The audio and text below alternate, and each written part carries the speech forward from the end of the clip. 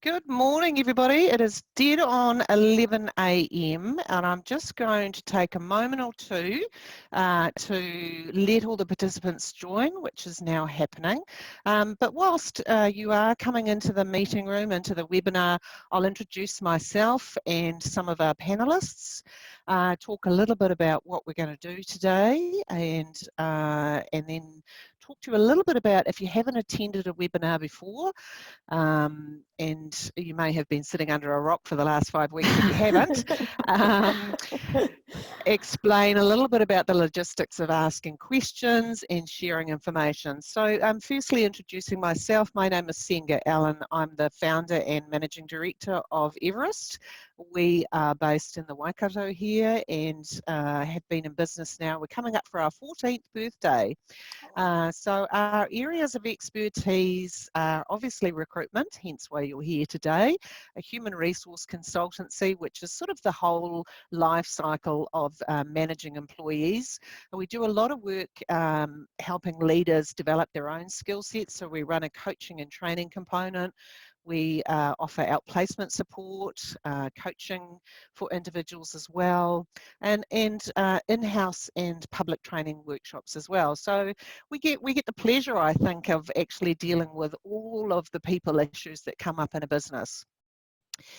So also joining us in the panel today, on my left, but maybe not your left, is Beth Haig, who is one of our recruitment advisors. So Beth, maybe just tell the team a little bit about yourself before I hand over to the others to introduce themselves as well. Yes, hello, good morning. So I'm Beth, I'm the recruitment advisor with Everest. I hail from the UK, as you can probably tell from my accent.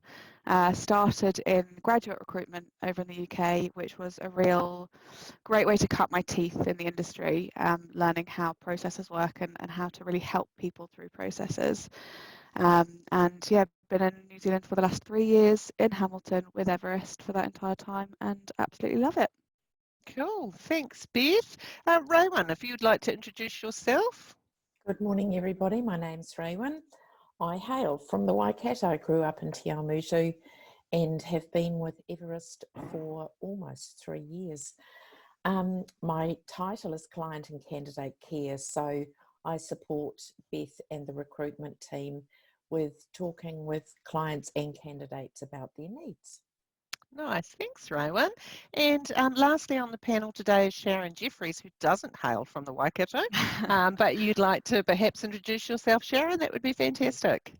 Hi, thanks for joining, Sharon Jeffries. So I'm in a career space and coaching and training, and I've been in New Zealand for a number of years, hailing from Canada, married a Kiwi, worked in public, private and university and not-for-profit space and careers. Nice. Thanks, team.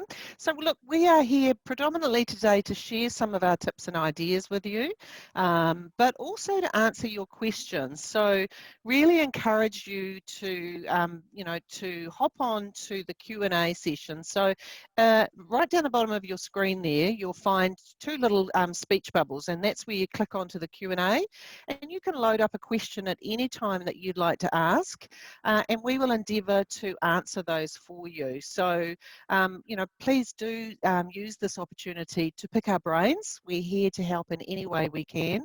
We know, more than anybody that this is a really difficult time for both businesses and employees who are going through massive change. So we've been doing a number of webinars over the last 5 to 6 weeks, and this is our second one that is around helping candidates and employees through potential transition of change. So one of the other things that we're bringing in this time is just to find out a little bit about who is participating in this webinar, and I'm going to launch a poll very shortly that I'd encourage you just to help us understand a little bit more. So you'll see there that there is a poll that's asking us, why are you attending this webinar today? So just hop online there, answer your questions. So we're getting lots of people coming in now. You've either been made redundant, and I'm sorry to hear that if that is the case. You may be worried about the future of your job, like a lot of people, I think, and potentially potentially you may be ready for a career change, and that not only is indicative of what's going on in the marketplace, but also this time of the year. And I can't believe that we're the 1st of May. What happened to April? But the first half of the year, December through to the first quarter, first half of the year, people typically are looking for change in their employment, and that's quite normal. So look, we're getting some great results, and thank you. It looks like a lot of people here are ready for a career change, which is fantastic. About 32% of you are saying that you might be worried about the future of your job, and a small percentage of you, about 16%, have been made redundant, a little bit more than that now. So we have got some solutions and some ideas to help in all of these areas, and hopefully as we go through the sessions today, you'll be able to pick up some of those tips. So thank you for participating in that poll. This is you are a little bit of a guinea pig here. This is the first time that we've used polling in a webinar, and I quite like it. Oh my God. Yes, we are good. Great. So thank you for that. I'm going to close the polling off now, but that's given us a really good snapshot of why you're with us today. So I appreciate that.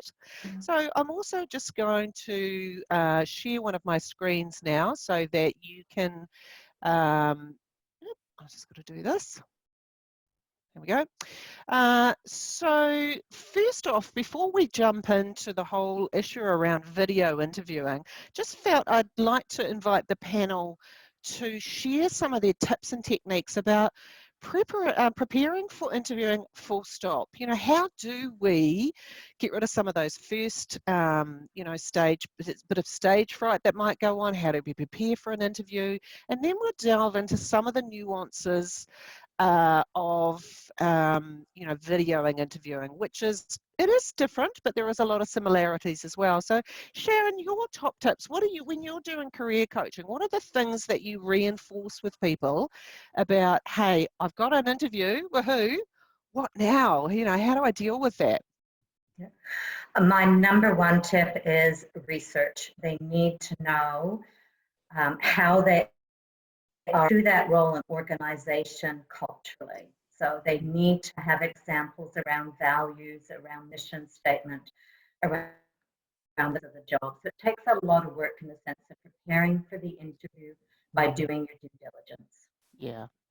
Absolutely. And I think, that's over the years and cumulatively around this, you'll see a bit of grey hair around this panel. We've been interviewing for a number of years. Beth can be excluded from this process. But we do find it frustrating, don't we, as recruiters, when people come to an interview, whether it's online or face-to-face, and you haven't done your homework, you haven't done your preparation, because it is a bit of a black mark, don't you think, Raewyn? I absolutely do. There is just so much available to you when you are invited for an interview. There are so many places you can go to find out about who the organisation is, who the people in the organisation are. And as Sharon just said, find the words that indicate the values of that organisation. And yeah, it is really frustrating to sit and interview someone and I ask the question, have you been on the company's website? And the candidate looks at me blankly and says no.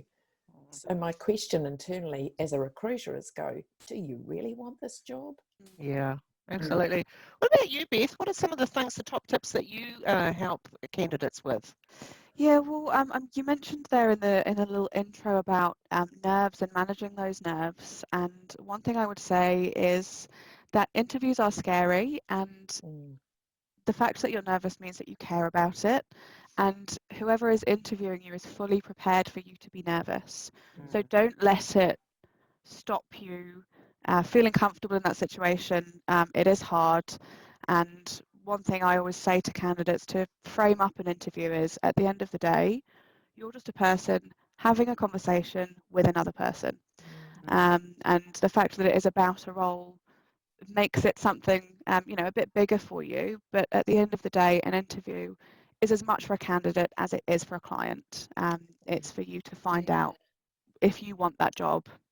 Yeah, actually, that's a really valid point. And one, even when we get into the video interview stage of what we're talking about today, it is a real opportunity for you to seek answers and get more clarity about the opportunity and actually see whether it's a place that you want to work, and when you don't have the ability to go into that workplace and you're relying on video, you are going to need to be, really well prepared with some of those questions that you might want to ask about, is this going to be the place I want to work? It's very much a dating game both ways, isn't it, when we're looking at, Absolutely. yeah, absolutely. Cool. Thanks for that, team. I just thought it'd be good to, as a bit of a refresher, to think about the things that you can do to prepare. So today we've talked about, we want to talk about this new world, if we want to describe it as that, what we're experiencing now with, hey, I've been offered the ability to do a video interview. How is it different? What is it that I need to do? I myself filled a role last week with a client. Yes, there are clients still recruiting people, so take that positivity. And the whole interview process was done through our online mechanism. The person was actually offered the job before they even got to go into their workplace because we were in lockdown. And that offer was conditional on meeting face to face, which has actually been able to happen this week. So, don't be put off by the fact that this is potentially going to be the new way that we are doing things at the moment. And this may carry on even once we get down, post-pandemic, I would imagine. So Beth, maybe share some of your thoughts around, how things are different from an online perspective. It very much comes down to the type of preparation that you're going to need to do. So with an ordinary interview, I would recommend, doing the drive to make sure that you can get there on time, knowing what types of traffic there's going to be at that time, making sure you're dressed weather appropriately. So if it's rainy and windy, you don't get blown around and look all messy. Obviously, being in your own house, that doesn't apply, but make sure that your background is professional, that it's not too busy, that your internet connection's strong, all of those different things just to make sure that it runs smoothly. But one thing I would add to that about the professional background, something that I've really enjoyed about the lockdown and about speaking to people online is you get so much more of an insight into who they are just from the little frame that you see them in. It's so much more of a window into someone's actual life as opposed to just who they present as at work. Yeah. So don't be afraid of that. Yes, yes, and do think about, I've seen some quite comical snapshots and memes popping up on either webinars or Zoom meetings with inappropriate backgrounds. So you do want to make sure that you have quite a cleansed environment. It's good to see we're getting some questions coming in, fantastic. So, you have got a cleansed environment. I'm actually sitting in one of my son's bedrooms at the moment, so I've had to just make sure that there's nothing too messy in the background. So, just thinking about those sorts of things. But how, either Sharon and Raywin to start with, how, if I find, in the normal world, actually connecting and building relationships and building rapport, how do I do that online? Because that's quite different, isn't it? You go, Sharon. Yeah, it's hard because you haven't got the 3D or the physical contact and body language. You've got to read just head and face and shoulders. So really important to have eye contact, smile. And with the eye contact, it's like looking into the camera, not looking at your picture or what's on the screen. If you're looking into the camera, you're more with the person and building a relationship as well on screen. Because you're right, you're only seeing this. I mean, I could have my fists clenched underneath the table in complete nervousness, or I'm twitching my legs. You probably don't want to be twitching your legs too much because your body will move. But, it is hard, as you say, in this one-dimensional world to actually build a relationship with someone quite quickly, which you want to be able to do when you attend an interview. Would you agree? Yeah, absolutely. Absolutely. And I think something that, I've just moved that might be a distraction, and it might be my just settling into my seat more comfortably. That's normal. That's what I'd do if I was meeting someone face to face. So it is absolutely okay to do that, but it isn't okay to look outside the window and take your visual away from the camera. You have to be much more focused, I think. Yes. Yeah. Definitely. The Yeah, so- camera are your eyes now, and you need to be very aware that that is where you're looking, and that you're using smiles and facial sort of looks to show engagement with that person. Yes, and for a lot of us, we will feel horrendously uncomfortable about looking at that little screen, that little, thing in front of us. Any tips on how to reduce some of that anxiety before you get onto an online interview? Raewyn or Sharon, thoughts around that? What can I do to get rid of the wobbles before I get online? Breathe. Practice. Just breathe. Deep practice and breathe. practice. As you're going into your interview, we were talking the other day about practice what it's like to look at the light on the computer. And when you do that, absolutely take time to breathe and slow yourself down so that you're fully present with the person who's at the other end of the camera looking at you. Yes. Breathe is a good one. And because the breathing, of course, will help fully settle down some of that anxiety that might be sitting in your tummy. We all get stage fright. Even a face-to-face interview, it would be normal. I mean, we're not shaking hands, so we won't feel that you've got sweaty palms. That's often, as a recruiter, we will know that you are nervous. And you know what? It's our job as recruiters, and it's the job of somebody who is interviewing you to make you feel at ease. So that should be no different with a video interview, is that, it's the job of the person on the other end of the screen, is that the right word? On the other end of the camera, to put you at ease. Yeah, so very just much be mindful of that as well. So, and I think the other thing I always recommend to people is be really overt. And by that I mean say, hey, this is the first time I've ever had to do a video interview. I might, I hope you'll bear with me, so be upfront about it if it is very much the first time that you're having to do this. Yeah, absolutely. We've all and I would also learn. reinforce, if I can just add, that tell them in your introduction. When you do that, it takes away the barrier of you trying to hide it, which often leads to brain blanks, where you just think, oh, don't let them see. If you have a bit of your brain function of it, like, and then you can relax a little bit more. Yeah, absolutely. Probably wouldn't recommend having a shot of vodka or a glass of wine before your interview at 9 o'clock in the morning. Maybe a quick walk around the block to relax yourself, but maybe not some additives, at 9 o'clock. Just a little bit of thought there. Hey, I'm just going to pause for a minute and answer some questions. I can see we've got some coming in there. So let's just have a wee nosy at those. Hello from New York, US. I have got your, Murnell, I think I have pronounced that right. I've got your email and we'll answer that. And we've got some good mornings from Otahonga. Hawke's Bay, fantastic.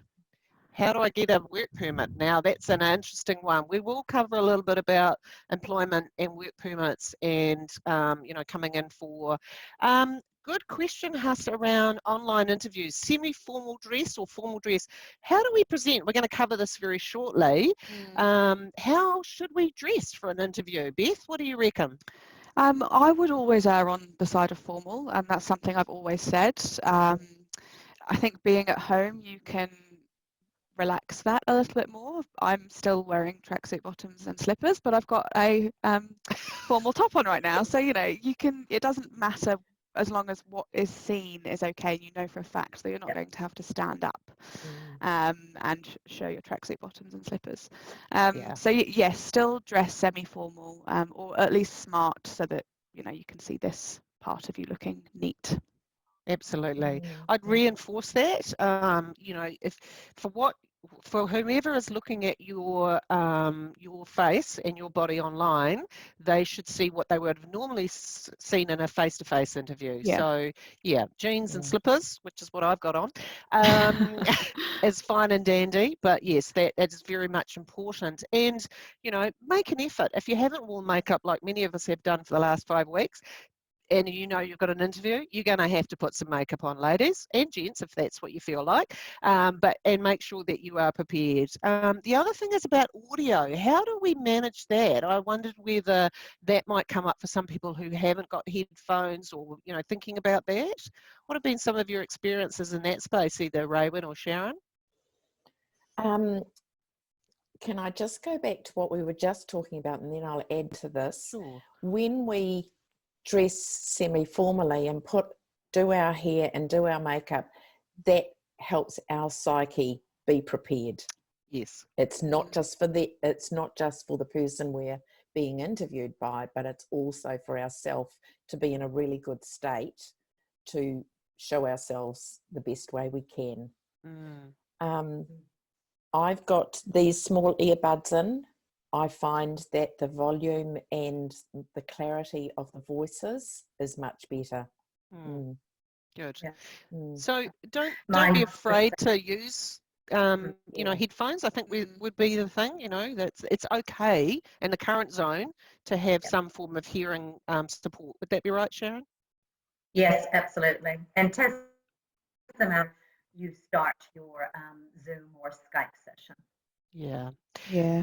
This hasn't come up as a question, but I was thinking about it the other day. What about some of our employees or candidates that may be either hearing impaired, sight impaired, you know, some form of disability that would make it difficult for them to attend an online interview? Sharon, you've got some background in this space. Yep. Certainly if it's hearing impaired, there's free services at sign language, or you may just need to ensure accessible software is connected and working through Skype. And if it doesn't work in the Zoom environment, because it is very new and it's being utilized, then explain that to the interviewer and opt to use another format, like maybe a telephone call in as the first point.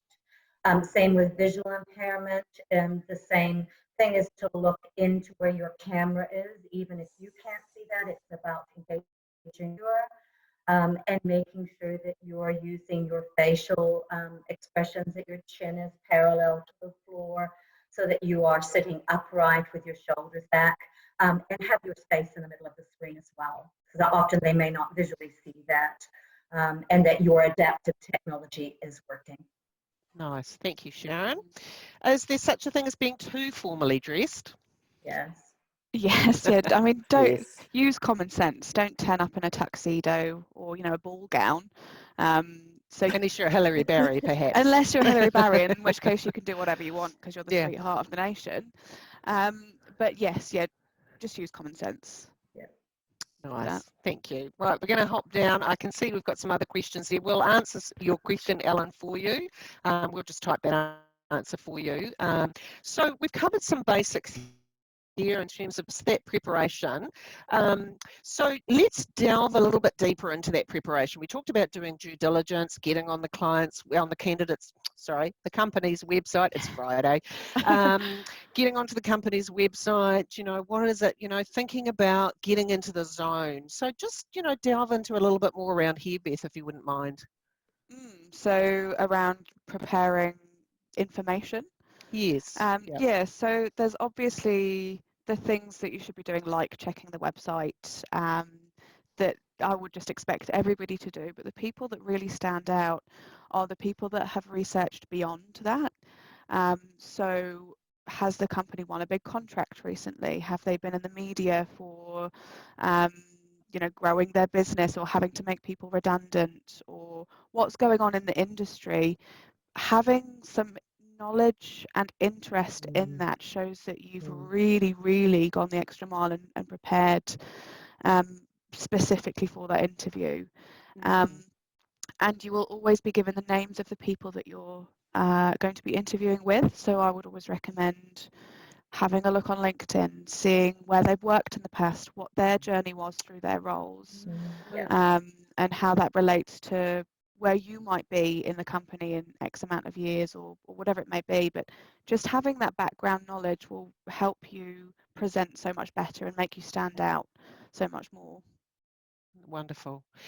Is it, you know, how many questions is too many to ask in an interview? You know, like if I'm doing this due diligence and we're saying it's dating both ways, and I've got a list of 25 questions I want to ask my interviewer, what do you think? I mean, 25, I often recommend write down lots and lots of questions and just ask a few of them at the end of the interview. Chances are a lot of them will be answered throughout, just through there being a conversation. So it's better to have more than you think you're going to need. But you will only have about 10 to 15 minutes at the end of the interview to have questions answered.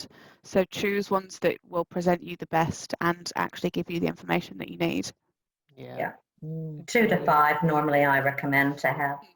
Yeah, absolutely. And the first question you shouldn't ask would be, how much is this job paying? I'm picking. Yes. Yes, definitely. Completely get in this environment, even more importantly, that money is king, cash is king, but you certainly don't want to be in any interview, online or face-to-face, making that your leading question. You know, you probably won't go too far in the process if that is your leading question. So if we think about the online environment that we're operating in now, what else am I likely to be asked in terms of the referees or the documents I need to send through? You know, what could I ask for in advance if I'm being asked to attend an interview online? Who'd like to answer that one? Sharon? Often if it's online, you're going to have to already send through your CV and cover letter, maybe a referee list for people to contact, your proof of ability to work in this country, so passport or citizenship. You may need things like driver's license or certifications for certain things like forklift or for health and safety or site safe documentation to show that you're those speeds. So you'll need to maybe do a little bit more paperwork in the sense of being able to have things scanned, and it can just send them through quite quickly to employers and not delay that process. Yeah, absolutely. What would it be okay to ask? What will be the format of the interview online? You know, like, could I ask in advance if I'm being invited for an interview, would it be too forward to say, hey, could you help me understand how the interview will be conducted, who will be part of the panel? You know, what will you be looking for in the video interview? Would that be too forward? Right. No, that's brilliant. Not at all. I mean, we as recruiters provide as much information as we can about an interview to help candidates be prepared. But some companies might not do that because they don't know that, you know, that's what you should be doing. So absolutely asking the format of the interview, what's going to be expected from you, what types of questions there might be, just so that you can be prepared. There was a question actually in our little chat about is it still okay to write notes or refer to notes during the interview? And I think absolutely. And if you've asked the question, what should I be preparing? If you've got some notes, use them. They're there to use. But I would say frame it up at the start of the interview. Just so you know, I've got some notes here. If I'm not looking at the camera, I'm just referring to those. Just so that everyone's aware that if you're going like this, you're not just checking your phone. Very much so. We've got some other questions that we'll delve into now. So, you know, for technical roles, what would be the dress code? What's the current trend for an online interview? So, you know, would I be expected to rock up in a suit? And in some cases, you may be. You know, if you've applied for a management or a senior management role, I think a tie and suit is absolutely appropriate. If you've applied for a checkout supervisor in a supermarket, and whilst we know they're all doing an amazing job, a suit might be over the top for that, you know. So yeah, I think it's really horses for courses, isn't it, when we think about how do we present ourselves so that we are aligned to the job we are applying for? Would that be fair? Yeah. Yeah, And again, that's your absolutely. research. So find out about the dress code. What do people wear? Check their website out. If not, don't be afraid to ask. Yeah, Mm. absolutely. We get asked this question all the time about, I think I saw it in there before, about what if they ask me what my salary expectations are? And this happens both face-to-face and online.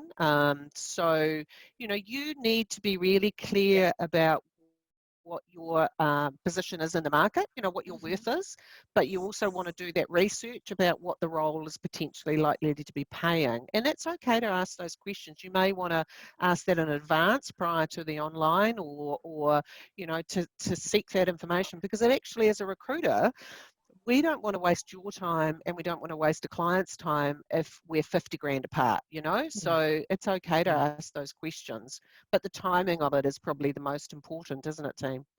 Mm. Yeah, absolutely. I mean, in an initial conversation, say, you know, a phone screening or, you know, when we very first speak to a candidate, salary is something that we always discuss, because if it's, you know, yards apart, there's no point continuing the conversation because it's not going to align. So you should already know.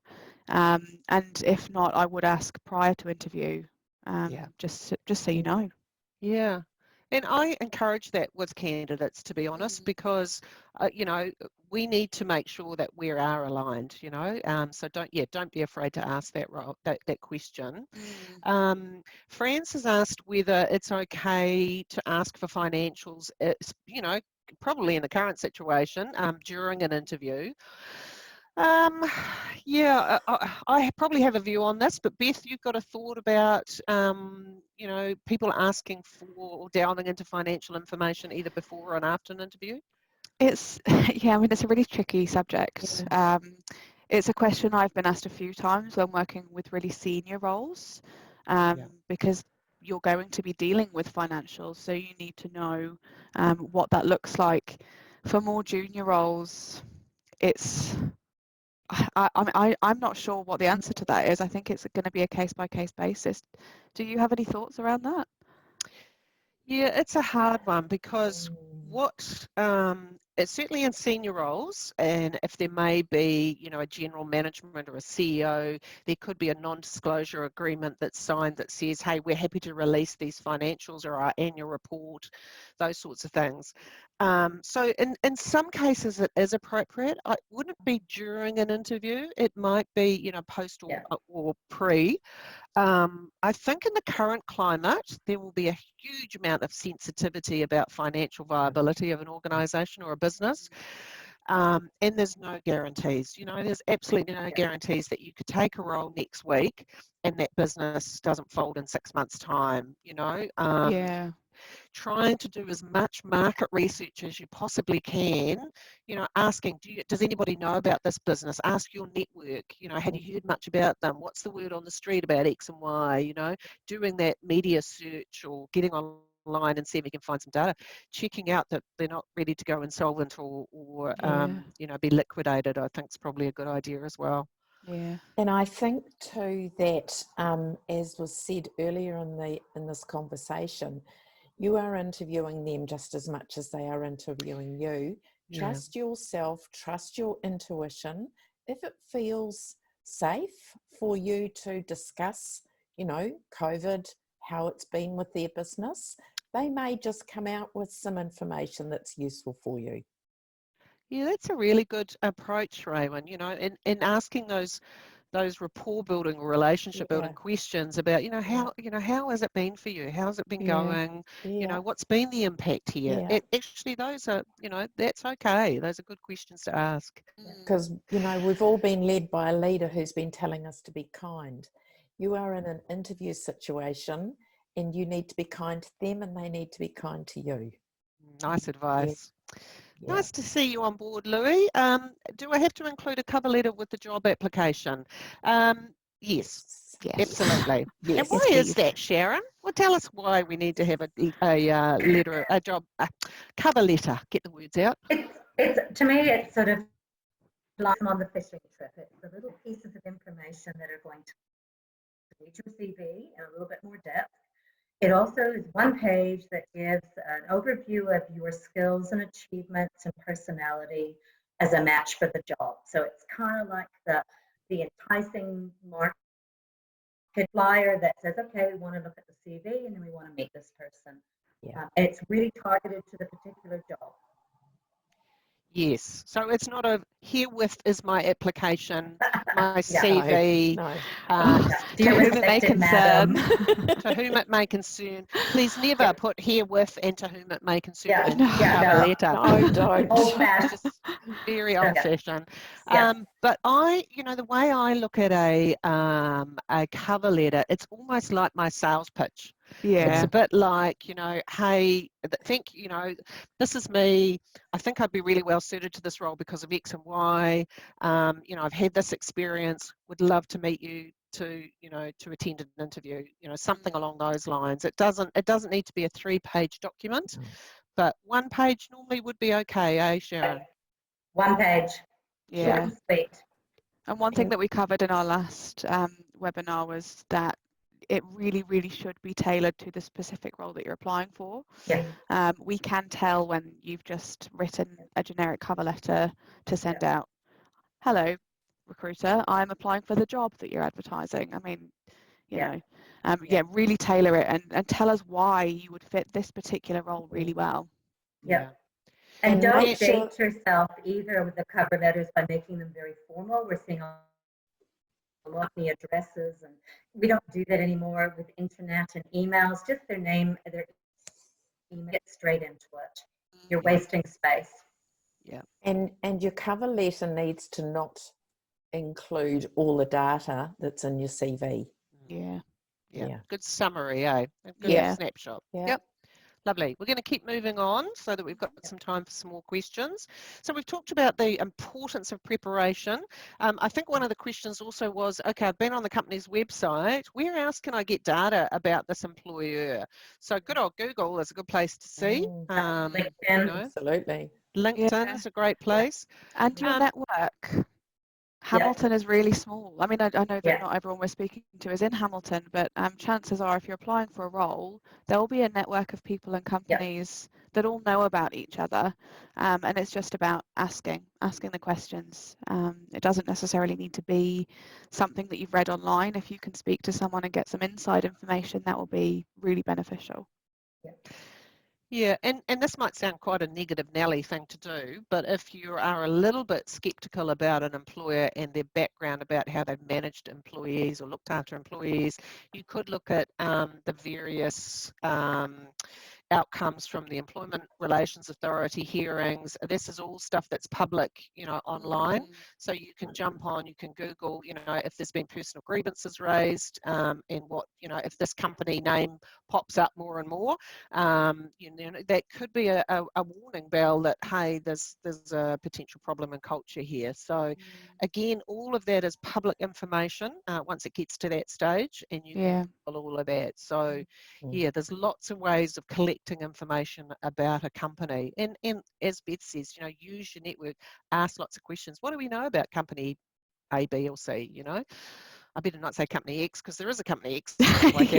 What do we know about company A, B and C? So we've touched on this a little bit, but let's just recap this whole. So okay, I've got myself psyched up, I've been invited for an interview, I'm relaxed, talk us through this piece then again about making sure that we are really ready to give our best self in an interview. One thing we talked about a while ago was actually having a practice with members of your family, friends, whatever.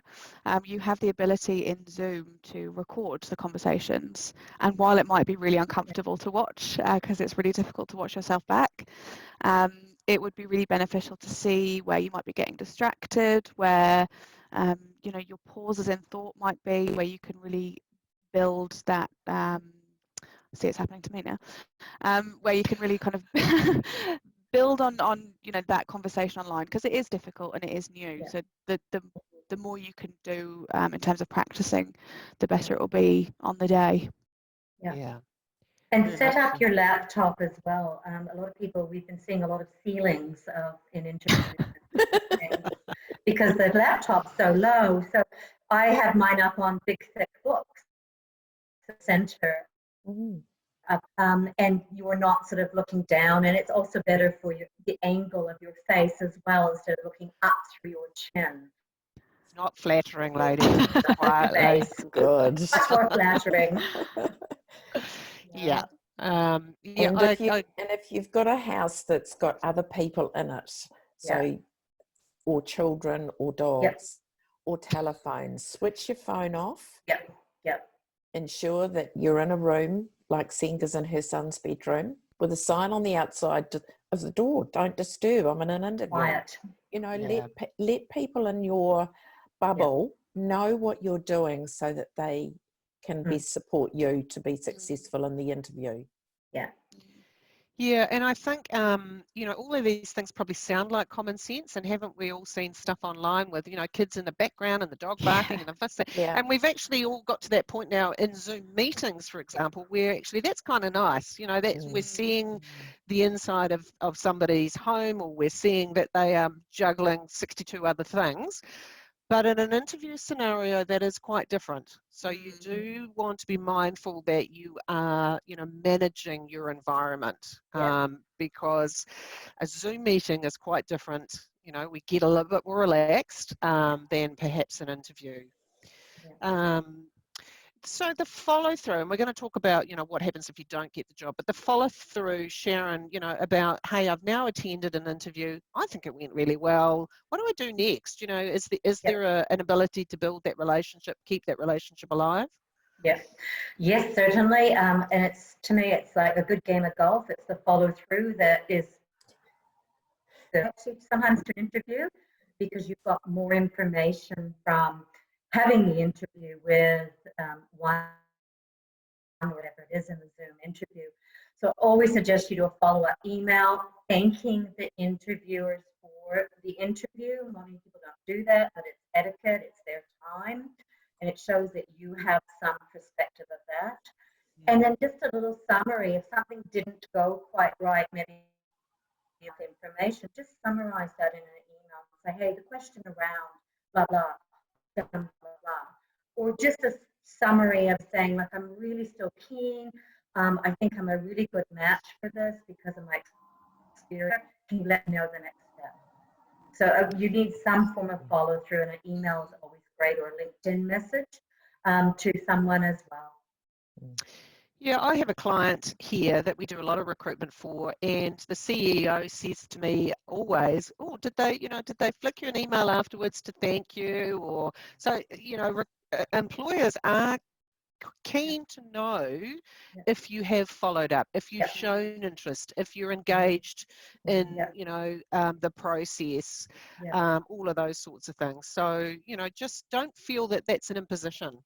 And a lot of people don't do it. It's really interesting. It's very rare, but the people Very that rare. do it stand out so much more. Yeah, very much so. Hey, there's a really good question that's come in about, is it good to check up on the status of an employment process post an interview if you haven't heard anything back? Absolutely. Yeah, definitely. I mean, you've interviewed. It's your right to know where you're at. I mean, I would often suggest in an interview to say, when should I expect to hear about the next stage of the process, just so that you have some kind of time frame to work towards. Obviously, in the current climate, things change really rapidly, and you know that timing might be pushed out. But yeah, absolutely, if it's been a few days and you haven't heard anything, definitely check back in. Yeah, most definitely. And you've got to remember, somebody's, I think Alan's asked a question here about, should the follow-up be with the recruitment agent or the employer? It depends on what channel you've been working in. So if you engaged with a recruitment agency and they're managing the process for you, then absolutely follow up with the recruiter. If it's a direct to employer relationship, I wouldn't be ringing them the very next day, but I would certainly, if you haven't heard anything within 3 to 5 days, I'd certainly be ringing them back. And yeah, Beth's right. I think, you know, it is quite a different world at the moment. So give people a little bit of space, because there could be, your interview is not the only thing they're dealing with at that present time. So just be mindful of that, you know, there could be other things going on in the business. Right, so we've moved a little bit. So we're thinking about the presentation, we've done the preparation, we think the interview's done well, we've done a little bit of follow-up, but what happens if you're not successful? You know, what are some of the key tips that the panel here would suggest if you've got the Dear John notification afterwards? What do we do? Manage your emotions, and you know we've really talked about that on there. It's the people who handle it really well that we absolutely call on again in the future. Ask for specific feedback as to why you didn't get the position, and sometimes it's just because they had to choose somebody. It happens quite often where there's two amazing candidates and one of them has to get the job and the other one doesn't. And so if you are that person and you handle that really, really well, you will definitely be called on again by the recruiter. So it's about leaving a really good impression. Yeah, absolutely. in these days we're hearing a lot about emotional intelligence, and what Beth has just talked about is that in a nutshell. If you've got good emotional intelligence, when you aren't successful in a role, it reflects well on you. Yeah. Because there also have been situations where you might have been number 2 or 3 in the list, and number 1 declines the job offer, and we want to come back to candidates 2 and 3. And if you've cooked your goose, is that the right word? If you've shot yourself in the foot in terms of your emotional intelligence, chances are we won't be ringing you back. So, you know, it's really important to be professional. It's really important to thank people for the opportunity to, you know, look at if there's another role that comes up, I'm really keen to be, you know, to be contacted. I really like what you as an employer is offering. I like what you stand for. I like your products, your brand, your service, whatever that may be. Leave people with a good impression about who you are as a candidate. I think so important. We have numerous horror stories of candidates who perhaps haven't managed their emotions well. Handled it well, and it's not helpful. You know, it's really not helpful. So practice if you have to do that, but you know, be generous and be grateful that you've had. You know, sometimes you might be the 5th person out of 100. And you didn't quite get into the interview process. So, you know, it's really good to keep that professionalism live. And you know, being rejected from a role is an emotive thing. So I would suggest, you know, if you have been rejected and you feel yourself having a reaction to that, you know, be it anger or real sadness, just leave the conversation there and say, hey, can I come back to you at a later date to talk this through, so I can improve for the future? Because it's really difficult to hear anything when you're angry or sad or sitting in that negative space. Yeah, great advice, Beth. I think that's really important. Hey, we've got some more questions, and I know the person who asked this question is actually online, so that's fantastic. Any cultural niceties or traits that are specific to New Zealand that we should perhaps observe during an online interview? So those of you who are perhaps looking to come into New Zealand, and that could be quite difficult in the current environment, or are in New Zealand and English may not be your first language, or you haven't quite picked up all the Kiwi mannerisms, what might be, I mean, Beth, you might be able to give some insight to this, being that New Zealand is not your, you know, your original home. Being the newest Kiwi on the panel. One thing I would say, you know, I mean, it's difficult because I'm from the UK where it is very similar. So I'm not sure what the difference is to lots of other places in the world, but one key difference for me is that communication in New Zealand is much more relaxed. And, you know, while an interview is a formal process, you can ask about somebody's family, and you can be more relaxed and build an actual relationship with people as opposed to it being interviewer, interviewee. And you can use that relaxed trait that Kiwis have to your benefit. Yes. And again, that might not sit naturally for a lot of people, and that we do things quite differently in New Zealand. We are a bit more relaxed. We use humour a lot. Now, I coached a general manager who'd come from another part of the world recently to prepare for an interview, and she nailed the job, which was fantastic. But she asked me in advance, she had to do a presentation, she asked me in advance if she could slide some humour into her presentation, and I said, yes, absolutely, but just check it with a New Zealander before you launch in there, because what you might think's humorous may not be appropriate. But actually, you know, I think it's okay to let people see you and who you are, and if that's how you operate, then actually that's kind of good. I mean, if you're applying for quite a serious job, then humour may not be appropriate during that process. It's about authenticity. Who are you? Very much so. And most people know me, know that I use a lot of humour, so that's okay. So, hey, the people who perhaps might have dialed in today that are living overseas and looking for work in New Zealand, how should I approach this? Thoughts? Because it's a very different environment now with borders closed, and it's not going to be a quick process. But, you know, thoughts around this? I mean, there are some positions that are still accepting people from overseas, like the medical profession or, you know, army. I mean, I don't know specifically, specialist engineering, specialist roles will still be able to apply. But as for everything else, I'd say for at least a year, there's not going to be much happening in terms of people being able to emigrate to New Zealand for work. And once that process does start up again, there's going to be a huge backlog of visa applications for people to deal with. Not just in terms of work, but the rest of the world wants to live in New Zealand now, based on how this entire process has been handled. Yes, absolutely. And the best place probably to get advice is New Zealand's immigration website. So I think that's immigration.govt.nz. Check on there. There are also immigration advisors that, you know, are happy to take inquiries, and you just need to Google those for New Zealand. But Beth's right, it's not going to be a quick process. And I get that people want to live in New Zealand because it is the best place to work, live and play, obviously. So yeah, I hope that's answered that question for you. And yeah, it's not going to be a quick process. So other questions that have come into me during the week that I thought we'd throw out there, and I've got a couple of more emails that have come in as well, and we'll try and answer those in the last 8 minutes or so. What do I do if my internet crashes? Gosh. Yeah, what do I do? Because I'd probably have quite an emotional reaction to that. I think I'd get into, you know, I'd be panicking and I'd be flushed and, you know, all of these sorts of things. You know, any tips on how to manage that?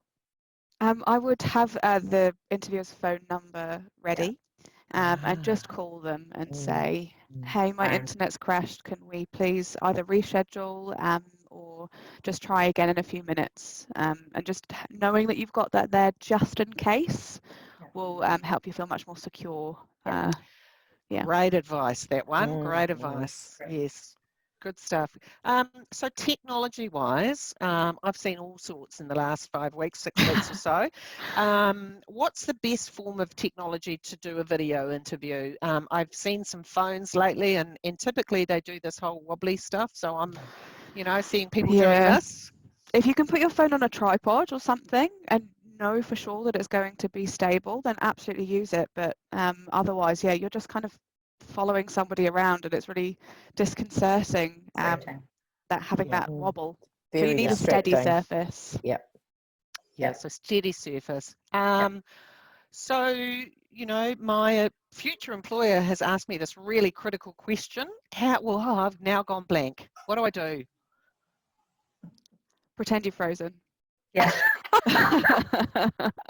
Take a deep breath and I would say take a deep breath just like you were in an interview, and take a drink of water if you need to, and just to calm yourself, and ask them to repeat the question or ask for a little bit more information to prompt your. And if you are really struggling to come up with something, just say, hey, I'm really struggling to come up with an answer for that one. Could we ask it a bit later on in the conversation while I have a think? Yes. Yeah. And again, a good recruiter or a good interviewer will pick up on that and know that you're either gone blank or you're really nervous. And they'll just say, hey, that's okay. We'll jump back into that question later on. So, you know, don't feel that that's a bad thing to go blank, because you're a human being and we all do it.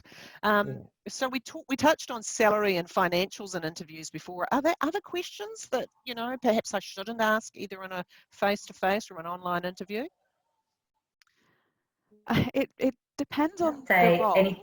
Oh, go on, Sharon, sorry. I was just going to say anything that would call into question or discredit that company or employer. So, you know, if you're asking a specific question around how many personal grievances has your managers had, or, you know, those kind of things, if they're not relevant to the role, if it's not an HR role, that's not relevant for you to.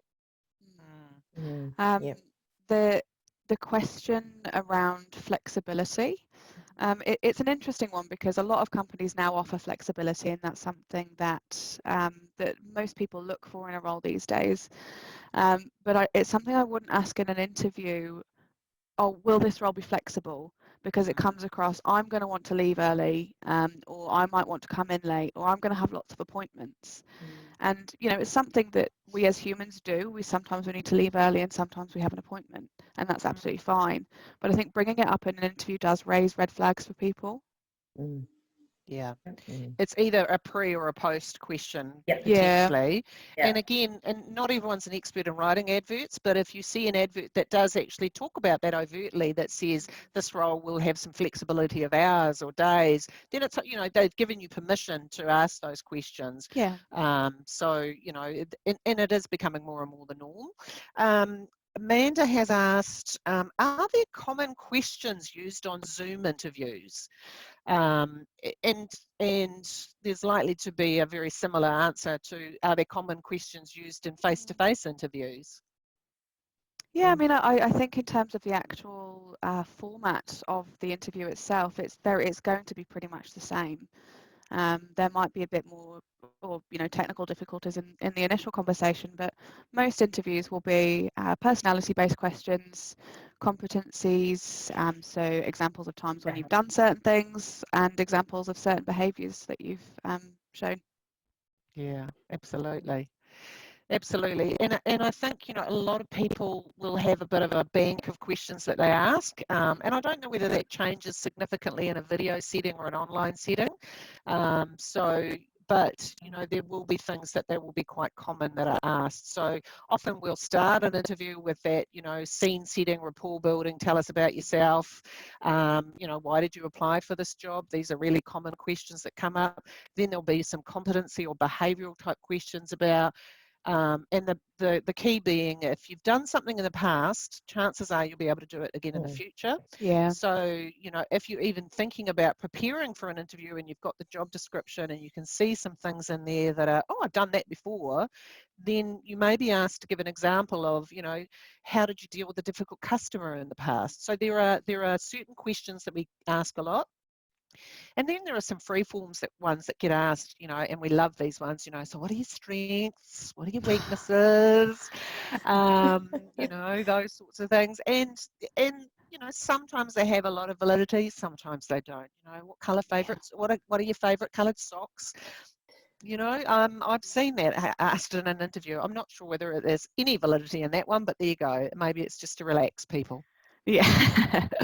Yeah, people do ask nonsense questions just to see how you'll react a lot of the time. They do. It's interesting. They do. Yeah. Go on. Sorry, Beth. I was going to say there's a really interesting question here. Once we get back to the normal way of life, would it be acceptable to ask to speak to a current employee in a similar role after the interview? Nice. Yes, I mean, Yeah. if you've got that relationship and you feel that that's something that would be feasible to happen, great idea. I mean, who's going to have as much of an indication of what the role will be like than somebody who is in it or doing a similar role? And, you know, like we said at the start of the conversation, it's as much for you as it is for them. So if it's feasible, then yes, I would absolutely ask. Absolutely.